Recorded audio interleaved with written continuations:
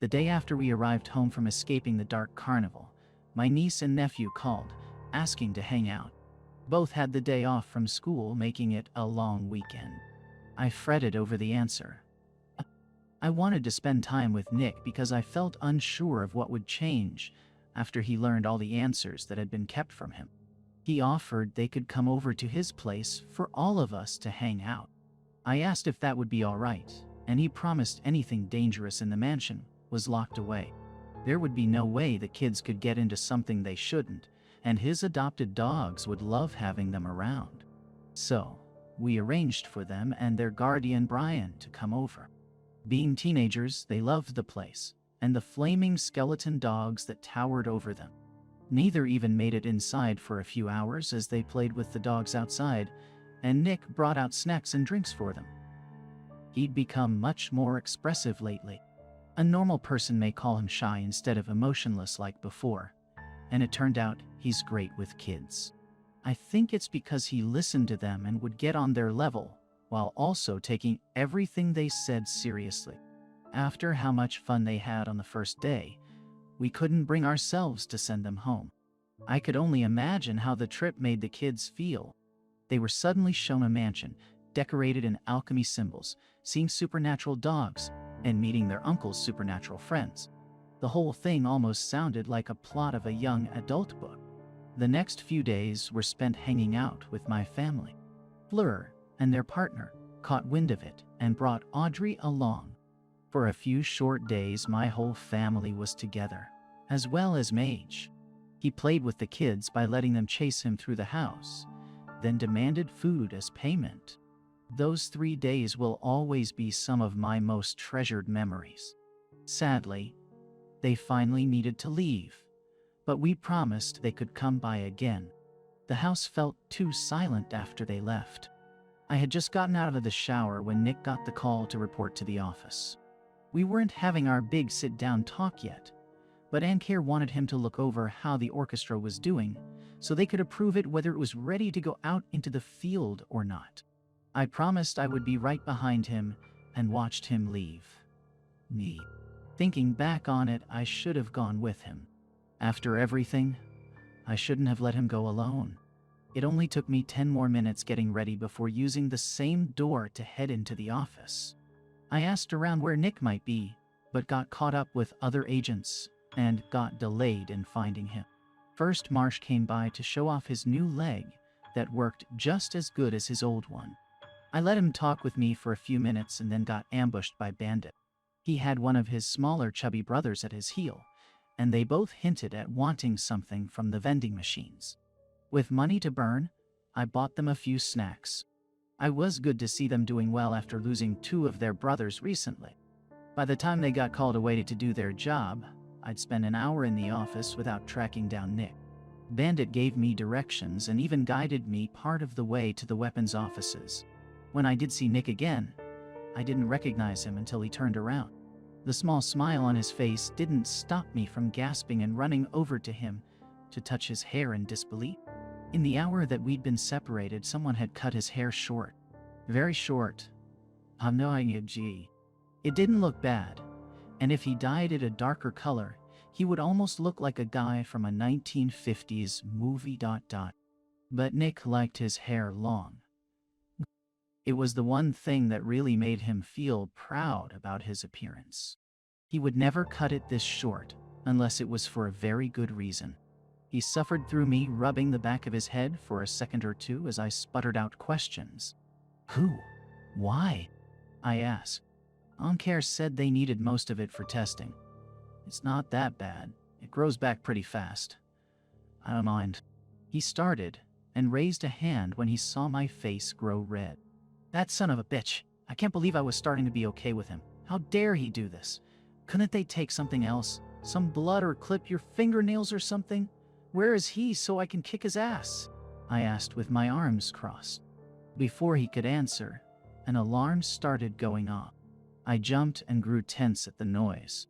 My hand flew to my side, looking for a weapon that wasn't there. Nick quickly placed a hand on my shoulder to keep me steady after he saw my reaction. People around us didn't look worried or scared, and started casually walking towards the doors. "It's just a drill. Sorry, I should have warned you. They've started to do them after what happened," he explained. That fact made me relax a little. Instead of doing the drill, I wanted to track down Ankare. No matter how much Nick said the haircut was fine, I refused to budge. He didn't want to fight, but he didn't want his partner upset either. Turns out a pair of agents needed to go outside the front to look over some charms as part of the drill. Kind of like checking fire extinguishers during a regular drill. Someone saw Ankare and Serval leaving out the front door a few minutes before the alarm started. We could easily catch up to them. No matter how much Nick pleaded, I was on the warpath. His boss needed to be chewed out for what he'd done. We easily found our way outside. The new building appeared to have been made in the middle of nowhere, on a flat, grassy field that looked to go on forever, some nondescript mountains in the distance. I didn't have any clue where on the planet this place might be. The building looked totally out of place against the blue sky. I could see my target off in the distance and stomped along the dusty foot trail to him. Nick's foot got stuck on an exposed root and he ended up being a few steps behind me. As I got closer, I saw Serval beside Ankare, holding something long and thin. Her face was stained with tears, which made me even more furious with him. "Ankare, you bastard, you!" My rant got cut off when I felt as if someone just gave my stomach a light punch. I stared in disbelief at the sword in my stomach and the person holding onto the other end. Serval started to cry harder as the tears fell onto the hilt in her hands. The sword going through my side oddly didn't hurt. My eyes started to drop as all strength left my limbs. "I'm so sorry. He said he would kill Luna if I didn't do this," she whispered as my legs failed me. I fell to my knees, fighting to stay awake. All my energy was focused at glaring up at Ankare and trying to read his stone-cold expression. I looked at the hilt of the sword again, and my heart skipped a beat. Not only was there no blood, but I knew what she had just stabbed me with. We'd seen it during the dinner party. It was the Juliet blade. A sword that didn't kill but instead put someone asleep for a day, yet made it look like they were dead. My blood froze when I realized something. Nick had heard about the sword, but he never saw it. I looked over my shoulder toward Nick just before my body fell into the dirt.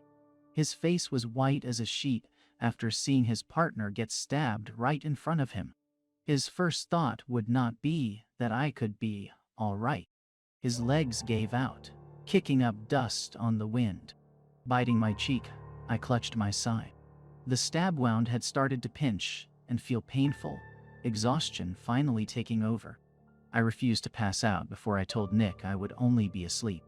I thought that because I had broken through spells before, I might be able to break this one. I may have just made everything worse instead. I got back to my knees to face Nick. I opened my mouth to tell him everything would be fine just as Ankare started to walk towards him. My voice failed, causing me to barely get half a word out to him. Snicker. Another blow from the sword slammed into my back. Before Serval pulled it free, I started to see the cracks appearing on Nick's face. Under them glowed a reddish-pink light. The moment the sword pulled out, and the spell hit me a second time, I only saw a burst of light, almost like wings exploding from Nick's back, as my vision was overtaken by darkness. Something like a needle prick on my arm cut through my empty head. Then a few light slaps on my face brought me fully awake. I sat up, my body protesting, the effort causing brain to try and get caught up. There were too many things to take in at once, so I focused on who sat in front of me. Serval looked a bit beat up, and her clothing was filthy. In her head was a small dagger I assumed to be the cause of my arm pain. She rubbed her eyes with the back of her sleeve, almost as if she'd been holding back tears. At first, I thought it was either sunset or sunrise. The dark sky and dimness of the field looked too strange for either. A slight wind blew in one direction the entire time, and some odd noises rumbled. Looking around, I saw the reason for the odd light and sounds. In the sky floated a massive ball of light. Countless wings made of red light twisted and curled around each other. The rest of the sky shone a dark red in the area to the ball, gradually fading into a dark black. Parts of the field and everything else around us were slowly being sucked towards the light in the sky. Huge parts of the earth slowly drifted upwards, the force being far more powerful directly underneath the twisting wings. I didn't understand any of this. What the hell happened while I was out? Just as I started to ask, I saw something form around the ball of wings. It looked almost like a drop of water surrounding the light. It formed a tip that pointed downwards. Then the light dripped off, causing some of it to fall to the ground. Whatever landed was too far away to see what it was. "Serval?" I asked slowly, getting to my feet. "How long?" I asked first for some reason. "Maybe an hour. I can wake people up early with the Romeo dagger. And Care doesn't know about it. Come on, we need to keep moving." Taking my wrist, she started to drag me along the uneven ground. Not that much time had passed, and yet the field had been torn up.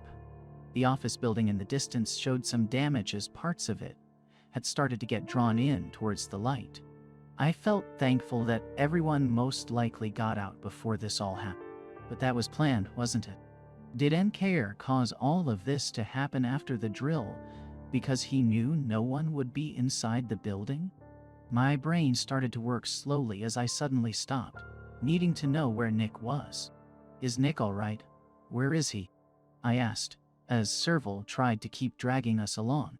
Her answer was simply nodding her head towards the sky. I looked up at the ball of light and my entire body turned numb.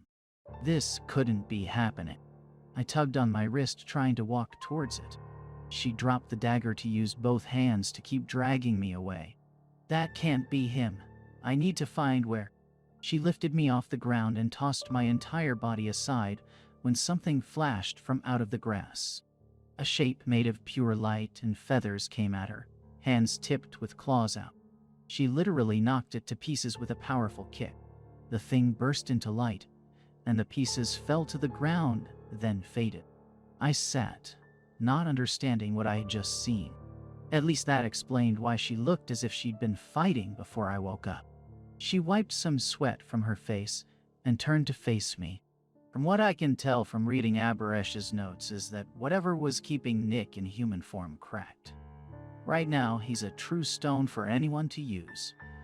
I would like to believe he'll return to normal after someone uses his power, but..." She paused for a moment, needing to collect herself. "The things dropping out from the light are something stones don't have. After watching you two, I guess he created a defense system. He doesn't want to be used, so his body started creating these things to keep people away." I shook my head, not wanting to believe her words. Nick would never hurt anyone, not even as a stone. My eyes went to the ball of light as more things drifted closer to be absorbed into it. Now that I looked harder, I saw more of those feathered shapes along the field. Soon agents would be here to fight them. What would happen? Would someone find a way to save Nick? Or would they pick the easier choice of finding a way to kill him? Where is Aberesh? If she's been studying Nick, then... I stopped speaking after seeing the look on Serval's face. "She's in the clinic. Earlier today, someone dropped her off pretty injured. I suspect Ankare got the jump on her because of the healing injuries on his knuckles, and because he's the only person I know who can match her power. She'll be fine, but we really could use her right now." This all felt to be too much. I slowly sat down with my head in my hands, so Serval let me have a few moments to get collected. Two people I loved dearly got hurt, while I had done nothing to stop it. And for what reason? Ankare didn't need to do any of this. If he wanted to use Nick's power, he could have just asked. Nick might not have liked using himself as a tool, but he would have done anything he could for others.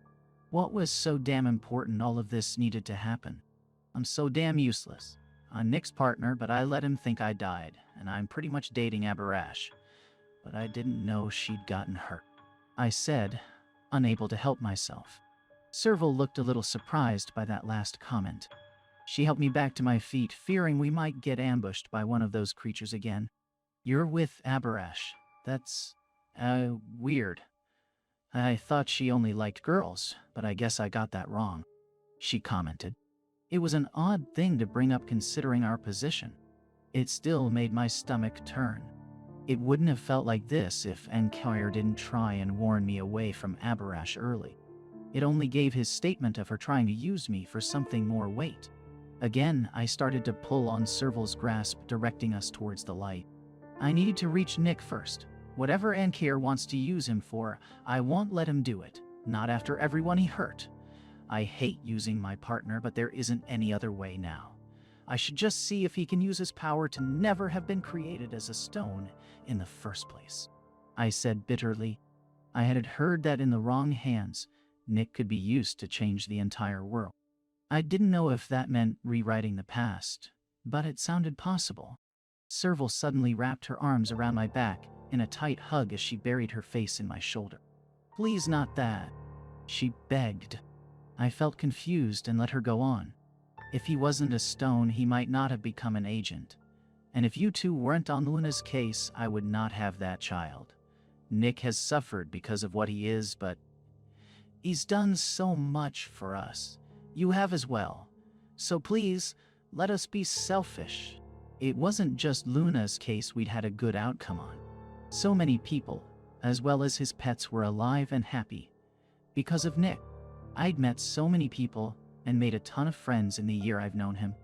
As much as I hated everything he went through, I knew he would gladly do it all over again if he knew just how much good he put into the world.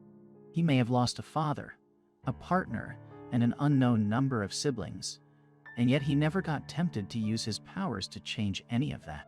If I used him to fix his past, so many others would suffer. That was the basic idea of alchemy after all. Everything came at a cost. I won't, I told her softly. I'll just use his powers for a really good sandwich or something. But I need to reach him before Ankar. Where's that bastard anyway? Don't you think he would have gotten a head start? Looking around, I realized I hadn't seen any sign of him when I woke up. In the distance, the sky started to change to a dark, reflective blue, but it couldn't reach too close to the light. I knew it was a barrier created to keep normal people from seeing any kind of supernatural nonsense going on. But the magic wasn't stronger than Nick's own power. We were running out of time while agents were starting to set up things. He got blown back from the explosion. I knew it was coming and grabbed you to get away. I don't think he'll be awake for a while after that. Even if he does recover, I don't know if anyone can get close to Nick. I can't get closer than this. So much magic is pouring out at all, she explained. That sounded like a problem.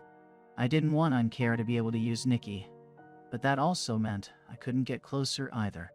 I watched as she got down to draw something in the dirt. So much of the field had been torn away as the pull kept dragging in small pieces towards the light. With her circle done, she reached in the dirt and pulled out a sword I knew very well. I took the clean black scabbard, feeling how much stronger the orchestra had gotten while it rested.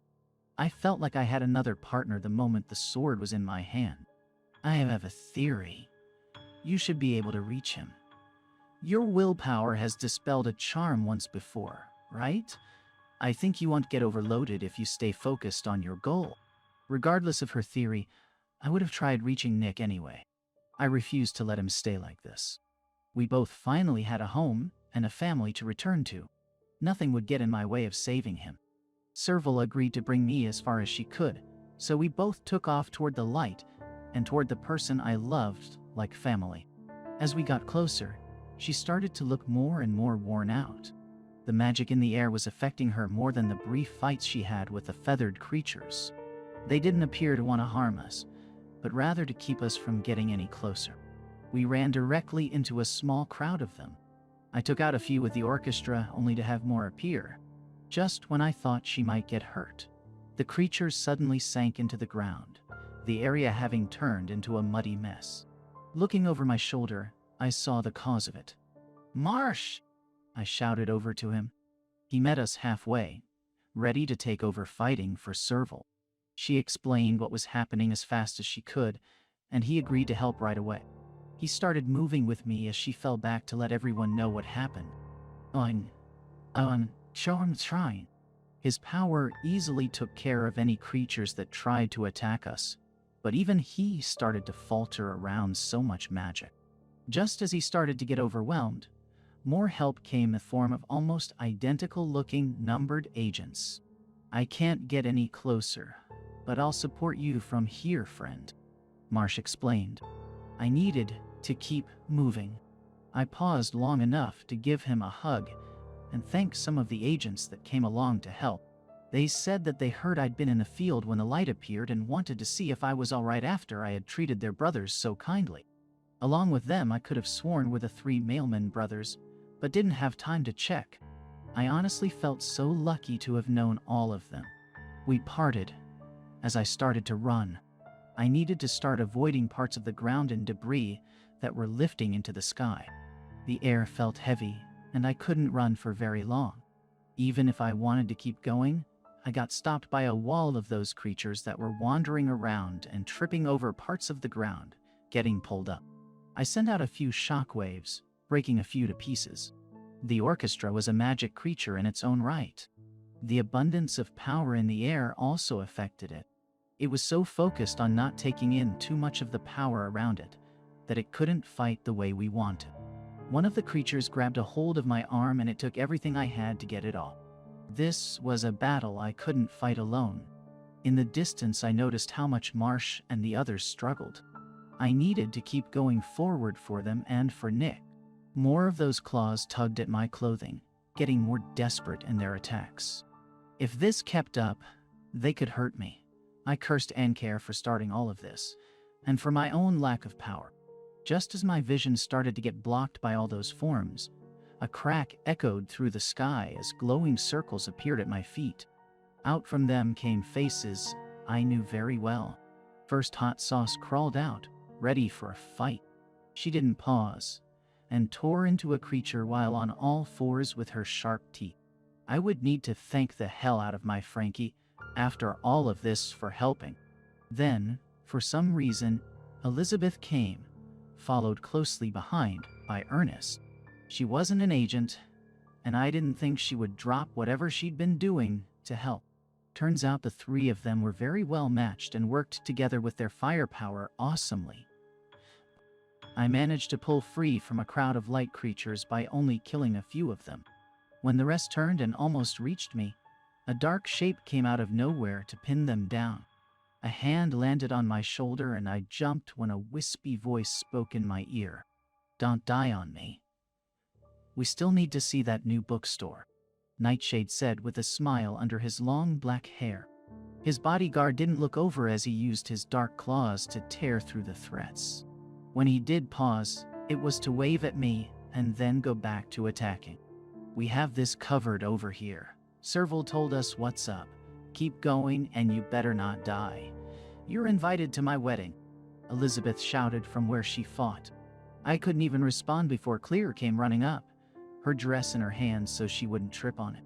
She scolded everyone for leaving without her, and Elizabeth shouted back that she took too long with her makeup and needed to be left behind. They almost fought each other instead of the creatures around us. Even while they shouted, I found myself getting emotional from all the support. A year ago, I never would have thought I would make such important friends. Nightshade gave my back a push to make me start to move again. I managed a few steps and was blocked again by a massive pool of light coming down. A flood of those creatures came pouring out and the group focused on them. Another drop came down, and I glanced up to see yet another drop already starting to form in the twisting ball of light. I didn't think Nick was doing this on purpose, but he must somehow be able to feel so many powerful creatures gathered in one spot and wanted to keep them away from himself. These things were weak, but enough of them could probably kill one of us. I shouted a warning, knowing we needed to fall back before more of the drops of light fell. The ground rumbled and drowned out my cries. I got knocked to the ground as something else appeared in the sky. A giant hand reached out to swat away the light before it hit the ground. I followed the massive thing to see a creature bigger than most buildings sitting in the field. Its face was covered in long hair, and the body looked almost familiar. I couldn't even ask who just showed up to help as another person swept me into a tighter hug. I knew who it was right away just from getting suffocated by her chest. "Sorry I'm late. I was making dinner for my boys. They're a bit further back.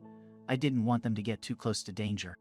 I pulled my face from her grasp and looked up at Charlotte. Did everyone I know show up to help? I thanked her for coming by and for the encouraging hug. "Who is that?" I asked, pretty amazed by the larger creature. "Oh, I think his name is Tippy. I've never met him before. I heard he's pretty strong, but had disappeared for a while recently," she told me while she easily punched away a creature that dared get close. I kept looking between her and the giant. Tippy? It couldn't be. I mean, Tippy wasn't a common name. But the little Tippy that worked in my office couldn't be this thing in the field. The little shy Tippy that would cry at a drop of a hat and found lost pets. I would need to ask them to confirm it later if I managed to get away safely. "You need to hurry along. We'll take care of things here. We have someone stronger who can take you the rest of the way. Oh, here he is." Charlotte waved over another person I knew, his pale face nearly glowing in the darkness. He wasted no time and grabbed my wrist for us to start running again. As I left, I heard the rest shouting some good luck messages. "Remember to make it to my wedding. Bookstore trip after this. Be safe. I love you. I mean, well, we'll all, Jay just..." Hot Sauce slipped up and panicked when she realized what she said. Trying to get everyone distracted, she spouted out a sea of flames, but I also think it covered her screams of embarrassment. The one dragging us along looked back with a raised white eyebrow. "I heard you had a lot of female interests, but..." he commented. "Shut up, Thule," I told him shyly. With the help of so much backup, I finally managed to arrive almost directly under the light in the sky that my partner had turned into. Only one thing stood in our way: the man I had started to hate for causing all this. We stopped a few feet away from him, knowing just how strong he was. Thule kept me partly hidden behind him in case the other man attacked. "Care, what the actual fuck did you do all of this for?" I shouted, while Thule held me back. The taller man didn't even look in our direction. I wanted to kick his ass, but we weren't strong enough. At least, not until more of our help arrived. "I hope I'm not late," the shorter man called out while jogging up. My mood immediately improved when seeing him.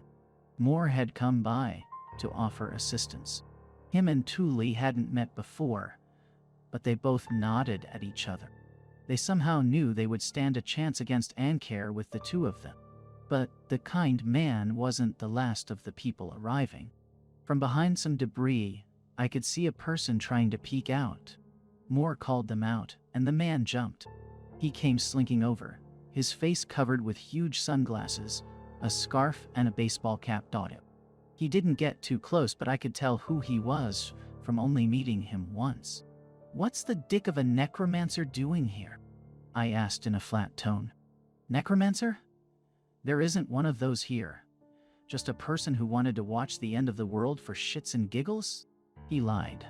Whatever, him standing around wouldn't hurt. I ignored him, ready to confront Ankare again, expecting him to try and fight us at any second. "Don't worry, we can easily hold him down here with just the two of us. We believe you'll be able to reach your partner soon," Moore said in his kind tone, which made everything sound better. They could have fought with Ankare on even terms if I hadn't made a mistake in the past. One I never thought would come to bite us in the ass the way it did. I didn't even think about the item I handed in after it had been out of my hands. "I'm exchanging everything to fix this world. I'll rewrite it in the way it should be. I'll even sacrifice my own life for this goal. I cannot let you get past me." Ankare spoke in the calmest tone I've ever heard from him. He pulled a very small object from his pocket, something that was nearly lost between his huge claws for fingers. Even at a distance I could spot what he held.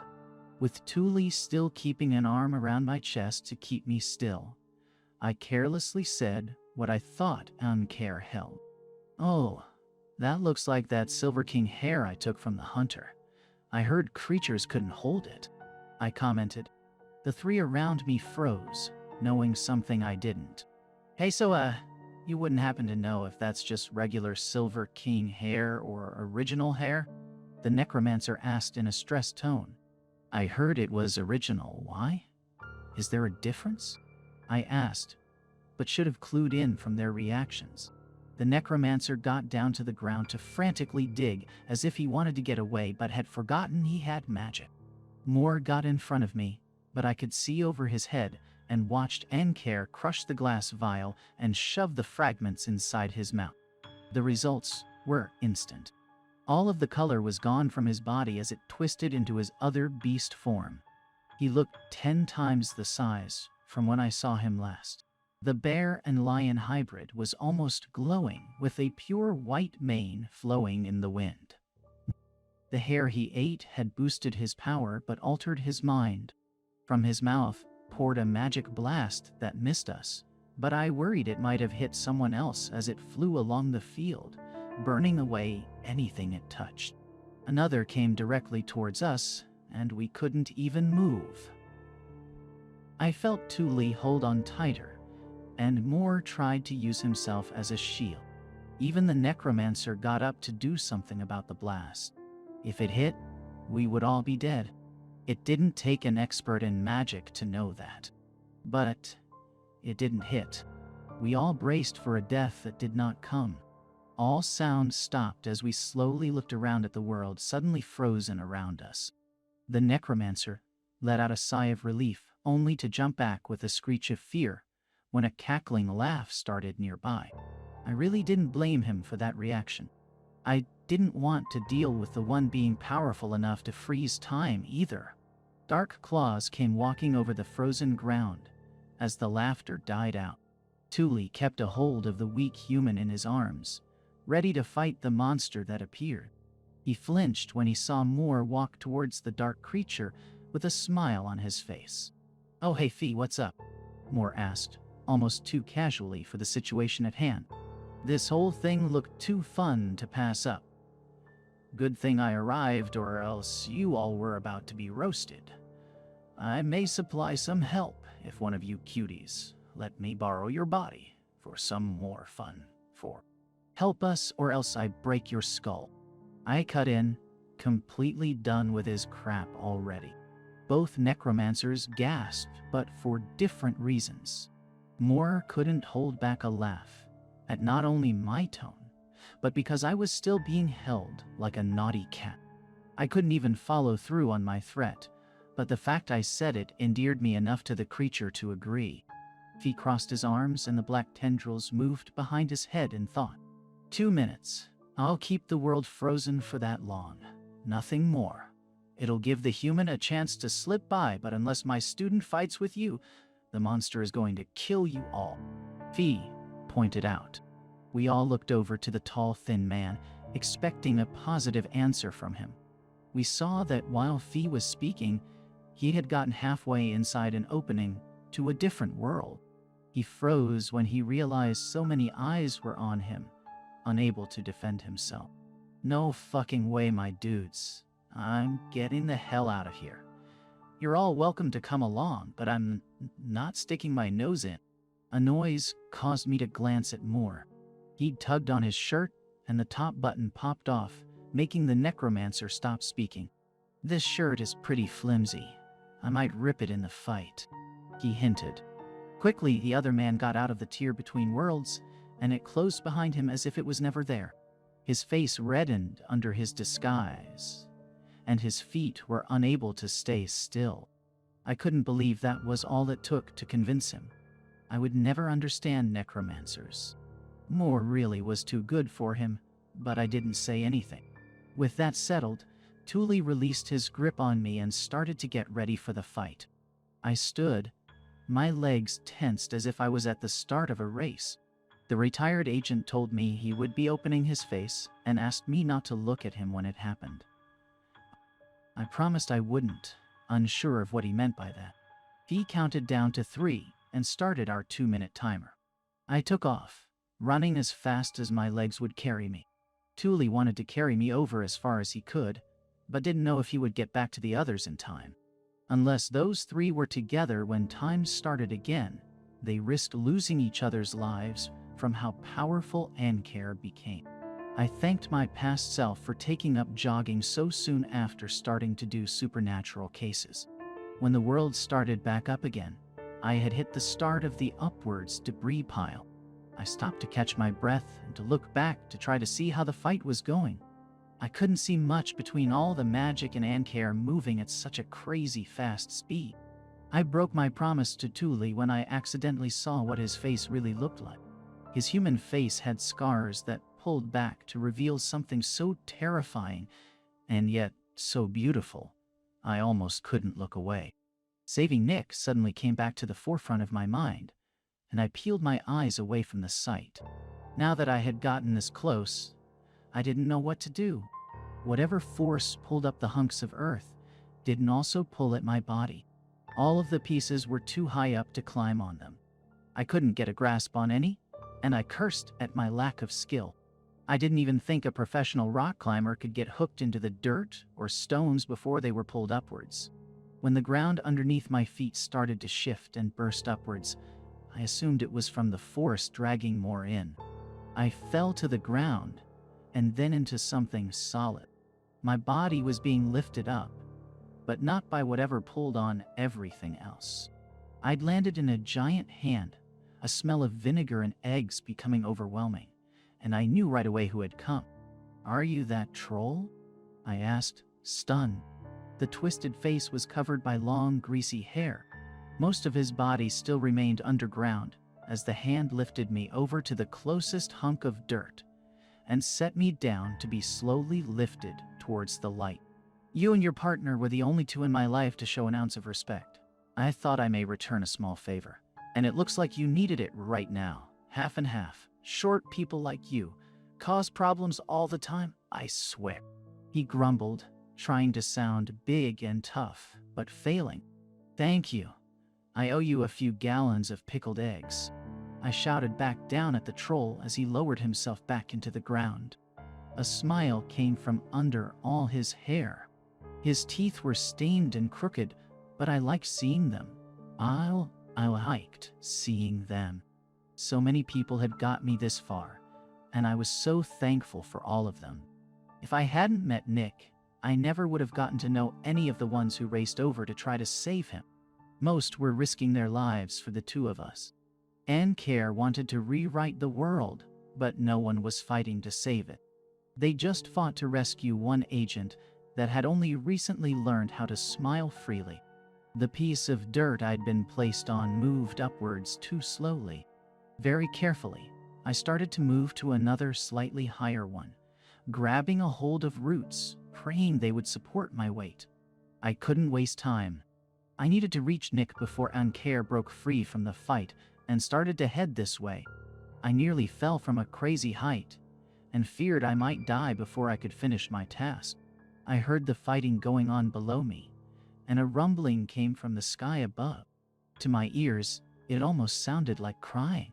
"Hey stranger, need a lift?" A voice swooped in. "Gully, what are you doing here?" I scolded the huge seagull flying in circles around me. "I have a charm that absorbs magic. I can get you a bit higher," the bird offered. As much as I didn't want her in danger, I needed to accept her help. I dropped onto her back as she took off, flying upward and dodging debris in the sky.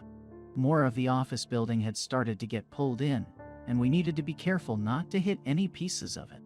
If this went on for too long, I was afraid of how much more would get taken in by my transformed partner. We got so close, but were still maybe a mile away, when the wind and the air grew too heavy. I could see how Gully started to strain, and I knew her charm had gotten overloaded. Not only that, but I heard a roar below. Risking a glance, I could see a white shape jumping from the piece to piece of land and pulling itself upward. She needed to go. Ankare would be on our ass in a few minutes if I was lucky. He would rip her apart if she stayed. I could handle the rest on my own. Oh, I directed her to a bigger piece to land on. Her body shifted to a more human shape to catch her breath. Just give me a second. I can go the rest of the way, Gully said in a strained voice. No, you need to go back. The charm won't last if you get closer, and I'm scared it might break before you get far enough away. It's fine. You did more than enough, I said, aware of how little time I had. For some reason, aside from the difficulty to breathe, the magic wasn't bothering me as much as it did her. She raised her head and appeared distraught over not being able to get me the entire way. Leaning over, I placed a kiss on her forehead, truly thankful for everything she had done so far. I did still care for Abaresh, but it seemed like that didn't stop me from liking Gully and Hot Sauce at the same time. Her face reddened a little at the interaction. If you gonna give me a smooch, do it like a man, she huffed, causing me to laugh. After I save Nick, I promise I'll kiss you properly, I responded. That was good enough for her. She went over to the edge ready to leave, but gave me one last scared look. Later, Tater, I told her weakly. That got me a little smile. She fell backwards to start flying towards the ground. No. I hoped Anker hadn't seen her and just continued in my direction. I quickly went back to climbing, the sword in my hand making the climb more difficult. The sword mentally told me to just drop it, but I refused. We would be reaching Nick together. I swore we would. I had almost made it. The light nearly blinded my sight, and the rumbling sound shook my body. Just a few more feet and then I could... What? I'd shouting Nick's name, unable to hear my own voice. To my surprise, calling out for him did something. The wings of light shifted, making me see a new shape within it. I thought I saw a person made of light for half a second. Nick. To confirm what I'd seen, a hand came reaching out. It was made of the same light as the wings, but I knew it would be solid if I grabbed a hold.